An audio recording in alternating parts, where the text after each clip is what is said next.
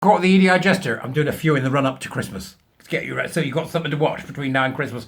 Because in the next few days, I'm giving up the ghost and I'm going to do something I haven't done for a very long time. And that's take an extended break from YouTube. Right?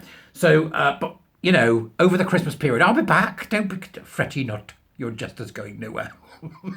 I should be back. But I've got an interesting one here about the legals and the laws in America from a website called American Thinker. Now, much of what we see today is going to end up as lawfare at some point. Don't you think? Tell me the Dubras. I think, no, it might end up as lawfare at some point. But there's a very interesting article here from the American Thinker, which is a group of writers of various leanings, but predominantly right, I think, one of those websites. But nevertheless, I'll read from anywhere, so it doesn't bother me where they are. And it's by the unfortunately named Molly Slag. You'd change that, wouldn't you? Come on. That's like me being called Barry Gigolo. Such a shame. Well, I'm sorry, Molly. I apologise for taking the mickey out of your name.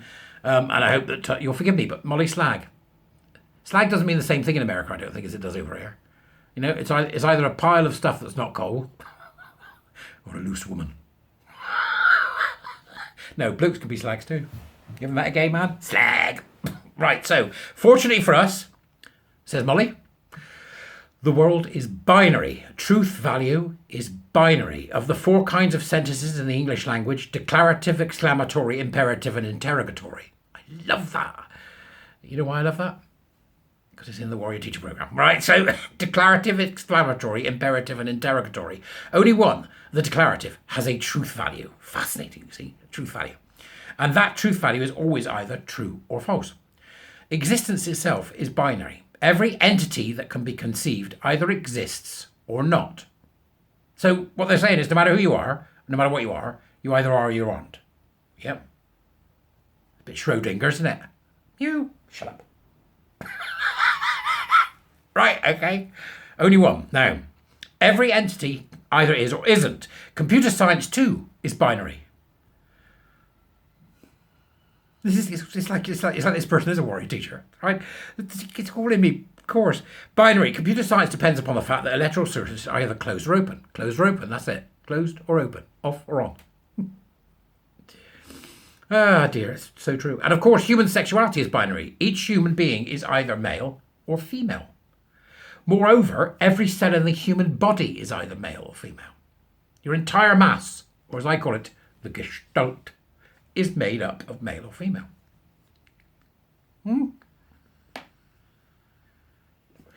Regarding human sexuality's binary nature, psychiatrist Miriam Grossman, you familiar with Miriam? Fantastic thinker, great writer, MD, writes in Lost in Transnation, a child psychiatrist's guide out of madness. She says, each of the 70 trillion cells making up the human body is stamped XX female or XY male. Ergo, surgery cannot change a person's sex. Working with that core fact, let's take the logic a bit further, says Molly. Right, so she's going to take the logic a bit further. Interesting thinking on this here. Nice process to go through. In law, a tort, I thought that said tart. My mind's a sewer. A tort, actually I thought, Bakewell's. Stop it. Right, a tort is a civil wrong that causes a claimant to suffer loss or harm. Fraud, I read that as Freud. What's wrong with me today? Fraud, a form of tort, is an intentional misrepresentation or concealment of an important fact upon which the victim is meant to rely, and in fact does rely, to the harm of the victim.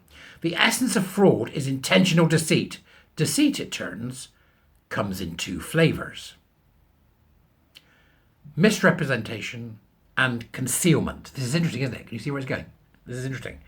Imagine the case of a 12-year-old Susie who, with encouragement from her teacher, wants to be a boy. After Susie starts cutting herself and is clearly and unquestionably deeply unhappy, even to the point of attempting suicide, her parents at their wits' end take Susie to a psychiatrist. He tries valiantly to deal with Susie, but eventually refers Susie to a surgeon, along with offering the parents a stark choice. Do you want a dead daughter or a live son? That's a hard line, isn't it? God, it's a terrible thing to tell parents. The top and bottom surgery is expensive and requires informed consent from both Susie and her parents. A hollow act, because Susie cannot legally give consent, so her sign-off is meaningless.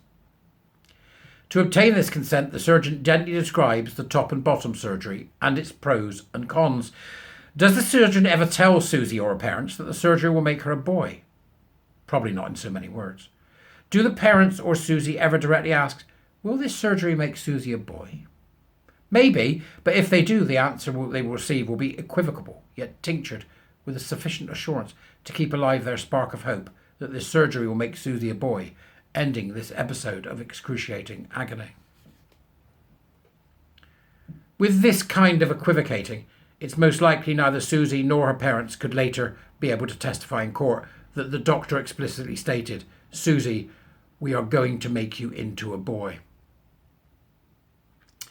However, the Clevedon Clinic website comes astonishingly close to that, stating, and quote here from Molly, gender affirmation surgery refers to procedures that help people transition to their self-identified gender.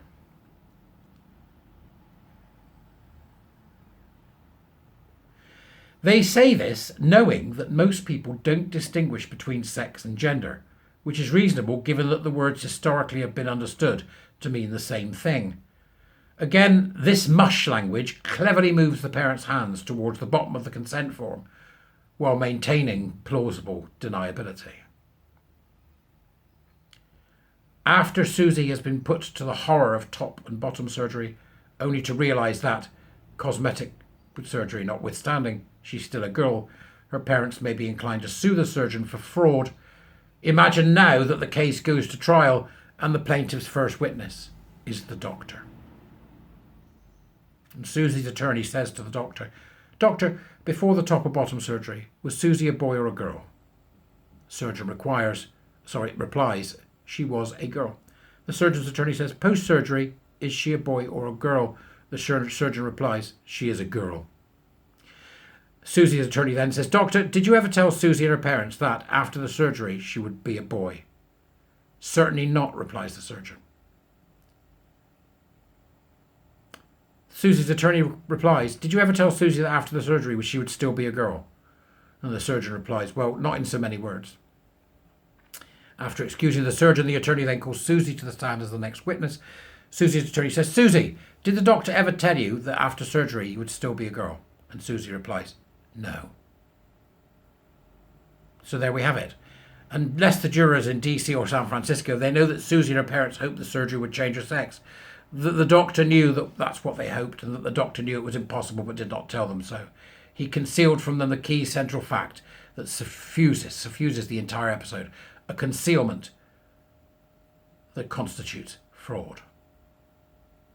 Leading credulous families to believe that their emotionally fragile child can become something other than his or her biological sex through surgery is fraud and should be treated as such in courtrooms across America.